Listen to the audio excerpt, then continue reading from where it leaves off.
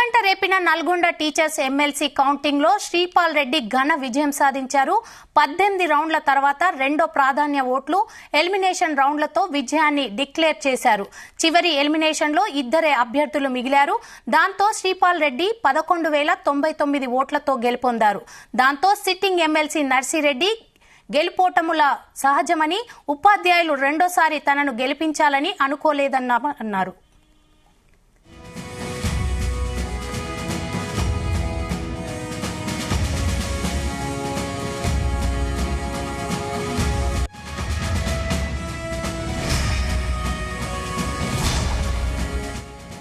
Right, ఇక ఇదే అంశంపై మరిన్ని డీటెయిల్స్ మా ప్రతినిధి జానయ్య అందిస్తారు. జానయ్య.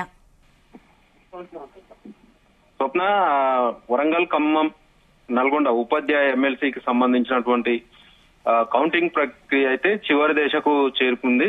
ఇప్పటి వరకు మొదటి స్థానంలో ఉన్నటువంటి శ్రీపాల్ రెడ్డి గెలవడం మాత్రం ఖాయం. ఎందుకంటే ఆయన మొదటి ప్రాధాన్యత ఓట్లలో కూడా 6,035 ఓట్లు సాధించడం జరిగింది. రెండో ప్రాధాన్యత ఎలిమినేషన్ ప్రక్రియ మొదలైన తర్వాత నుంచి కూడా ఆయన రెండో ప్రాధాన్యతలో కూడా ఓట్లు సాధిస్తూ వచ్చారు. అదే మొదటి స్థానంలోనూ ఆయన కొనసాగుతున్న పరిస్థితి. అయితే మొదటి స్థానంలో ఉన్న అభ్యర్థికి ఏదైతే గెలుపు కోసం కావాల్సినటువంటి 11,821 ఓట్లు గెలుపు కోసం కావాల్సి ఉంది. ఈ గెలుపుకు కావాల్సినటువంటి మ్యాజిక్ ఫిగర్ ఓట్లు ఆయనకు ప్రస్తుతం అయితే ఇంకా చేరుకోలేదు.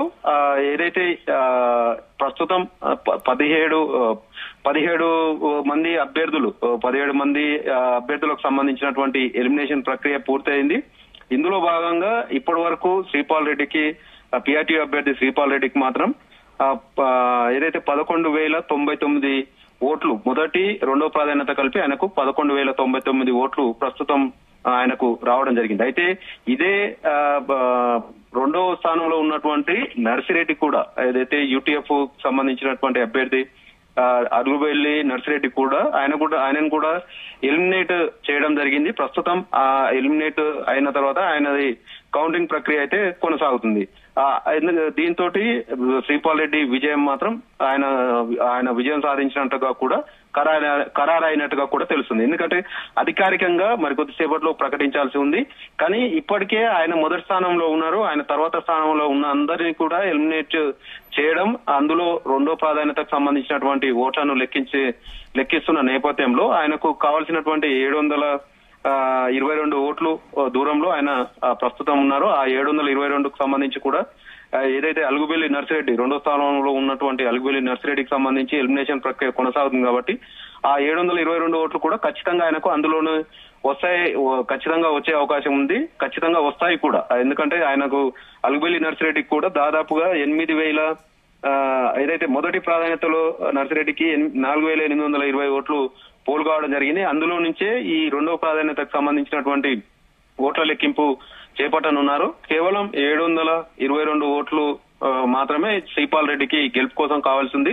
మ్యాజిక్ ఫిగర్ ఏదైతే 11,821 ఓట్లు ఉన్నాయో ఆ ఓట్లు ఆయనకు ఖచ్చితంగా వచ్చే అవకాశం ఉంది. కాబట్టి ఖచ్చితంగా ఆయన విజయం సాధించినట్టుగా కూడా ఇప్పటికే పిఆర్టీ నేతలంతా కూడా సంబరాలు చేస్తున్నారు. అయితే ఏదైతే ఈ ఎమ్మెల్సీ స్థానానికి సంబంధించినటువంటి పోటీ మాత్రం తీవ్రతరంగా ఉందనే విషయంలో మాత్రం ఉదయం వరకు కూడా మొదటి ప్రాధాన్యత ఓట్ల లెక్కింపు చేపట్టినప్పటి వరకు కూడా ఏదైతే అభ్యర్థులు ఎవరికి వారు గెలుపు పైన ధీమా వ్యక్తం చేయడం జరిగింది. ఇటు బీసీ వాదం కూడా కొంత ప్రచారం జరిగినప్పటికీ బీసీ వాదంతో బరిలోకి దిగినటువంటి ఇద్దరు అభ్యర్థులు దిగారు. ఇందులో ఇటు మాజీ ఎమ్మెల్సీ పూల రవీంద్రతో పాటు మరో అభ్యర్థి సుందర్ రాజ్ యాదవ్ కూడా బీసీ వాదంతో వాళ్ళు ఇద్దరు కూడా దిగడం జరిగింది. అయితే వీరంతా కూడా ఇటు సుందర్ రాజు 6వ స్థానంలో నిలవడం, ఇటు పూల రవీందర్ కూడా 4వ స్థానానికే పరిమితం కావడం జరిగింది. మొదటి ప్రాధాన్యత ఓట్లలో వారు 4వ 6వ స్థానంలో ఉండడంతో వాళ్ళు ఎలిమినేట్ కావడం, వారికి సంబంధించినటువంటి రెండో ప్రాధాన్యత ఓట్ల లెక్కింపులో కూడా ఇటు సుందర్ రాజుకు సంబంధించినటువంటి రెండో ప్రాధాన్యత ఓట్ల లెక్కింపులో కూడా శ్రీపాల్ రెడ్డికి దాదాపుగా 700 ఓట్లు రెండో ప్రాధాన్యత ఓట్లు వచ్చినట్టుగా కూడా తెలుస్తుంది. ఇటు పూల రవీందర్ కు సంబంధించినటువంటి ఓట్ల లెక్కింపులో కూడా ఆయన రెండో ప్రాధాన్యత ఓట్ల లెక్కింపులో కూడా మరో 300 పైగా కూడా శ్రీపాల్ రెడ్డికి రావడం జరిగింది. ఇక బీజేపీ అభ్యర్థిగా బరిలో ఉన్నటువంటి సర్వోత్తం రెడ్డికి సంబంధించినటువంటి ఆయన ఓట్ల లెక్కింపు, రెండో ప్రాధాన్యత ఓట్ల లెక్కింపులో కూడా శ్రీపాల్ రెడ్డికి 400కు పైగా కూడా రెండో ప్రాధాన్యత ఓట్లు రావడం. ప్రతి ఎలిమినేట్ అయినటువంటి అభ్యర్థి ఎవరైతే ఉన్నారో దాంట్లో రెండో ప్రాధాన్యత ఓటు మాత్రం ఎక్కువగా శ్రీపాల్ రెడ్డికే నమోదు కావడం జరిగింది. దీంతో శ్రీపాల్ రెడ్డి మొదట ప్రాధాన్యత ఓట్ల లెక్కింపు తర్వాత మొదటి స్థానంలో ఆయన రావడం జరిగింది. అప్పటి నుంచి కూడా అదే స్థానాన్ని కొనసాగిస్తూ వచ్చారు. రెండో ప్రాధాన్యత ఓట్లకు సంబంధించి కూడా లెక్కింపు ఆయనకు ఎక్కువగా ఆయనకే పోల్ కావడంతో మిగతా అభ్యర్థులంతా కూడా ఒకరి తర్వాత ఒకరు కూడా బయటికి వెళ్లిపోవడం జరిగింది. ముందుగా సుందర్రాజ్ యాదవ్ ఎలిమినేట్ కావడం, ఆయన తను ఓడిపోతున్నాను కూడా ఏదైతే కౌంటింగ్ హాల్ నుంచి బయటికి వెళ్లిపోవడం జరిగింది. తర్వాత బీజేపీ అభ్యర్థి సుందర్రాజ్ యాదవ్ కూడా బయటికి వెళ్లిపోవడం జరిగింది. ఈ తర్వాత ఇటు ఎవరైతే పీఆర్టీయూకి